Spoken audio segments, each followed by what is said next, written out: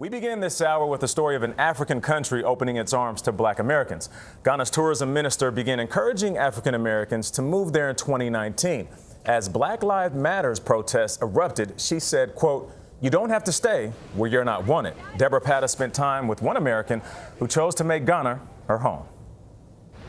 Ghana's Elmina Castle occupies a dark place in America's history. This used to be a central trading hub where African people from across the continent were bought and sold into slavery. Now, as the U.S. continues to confront its racist past, Ghana is turning that history upside down and welcoming Black Americans back home. You know, I was living what people would consider the American dream. I was educated, professional, had friends. I was a socialite, but I never felt safe. Sonjai Davis was the epitome of Washington cool. Connected, successful, a therapist trained to deal with emotional health, and yet she was constantly looking over her shoulder. There is just so much unrest. Davis believes trauma is embedded in her DNA, from the transatlantic slave trade to the Tulsa race massacre in 1921, where some of her family were displaced. I was beginning to take an emotional and psychological toll on me. The trauma of racism? It's the trauma. So my immediate thought all the time was, oh my gosh, you know, what if a police officer pulls me over? Am I going to be physically safe? Am I going to come out of it alive? Then George Floyd was murdered at the hands of a police officer, sparking global outrage that demanded this Black life had to matter. I was barely holding on. I could feel myself nearing a nervous breakdown. And that's why I made the decision that I had to get out of there. She had visited Ghana in 2019 during the government's Year of Return campaign, marking 4 centuries after the first slave ship reached Virginia. It attracted a record number of tourists, aiming to convert visitors into residents. George Floyd's name over there. Head of the African Diaspora Forum, Erica Bennett, said after the death of George Floyd, they were inundated with inquiries. Every day we get at least, and this is no exaggeration, at least 300 people saying, how can we relocate to Ghana? About 5,000 African Americans have made the trip back to Ghana and stayed. Home is not a place.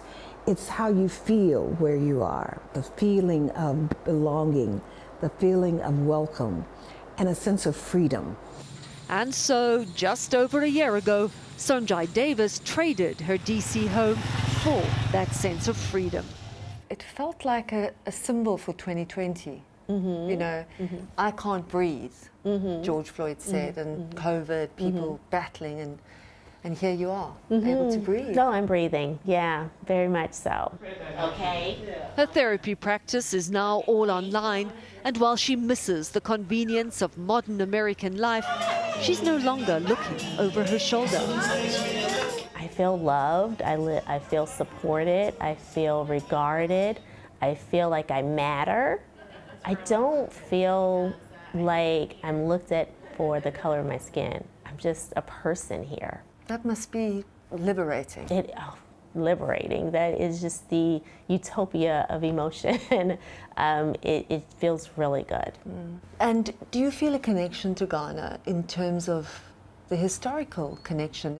It's interesting you ask that question because I have been trying to muster up the ability to go back to the slave castle. Slave castles on Ghana's Cape Coast are where many Black Americans are able to trace the beginning of that awful journey made by their enslaved ancestors. I thought I was ready. And walking into the dungeon, I couldn't breathe, but I feel like I need to go again. That was over a year ago. Today, she's ready to try again. Walking in the shadow of horror, old pain is palpably present here. In these God-forsaken dungeons, captured slaves perished. Only a third made it out alive. This sliver of light facing the Atlantic, their last glimpse of home before being pushed onto ships never to return. In all likelihood, your ancestors passed through here. It's heavy. It's really heavy, Deborah. You feel it, though. And it's made her regard America differently. As Black Americans, we're starting to come to the realization of our place in America. We're coming to understand that America was really never meant for us to be there as free people. In a sense, that's why you left America. It's Yes. to reclaim yourself. Exactly, exactly. So I know that I am in control of myself, my destiny, my dreams, and everything that I want for myself and that my ancestors wanted for me. And on a recent trip back to Tulsa, she told them. I went to the cemetery and told them, hey, you know, I made it. I made it out of here. I made it back. I'm sorry. I made it back. I got out of here.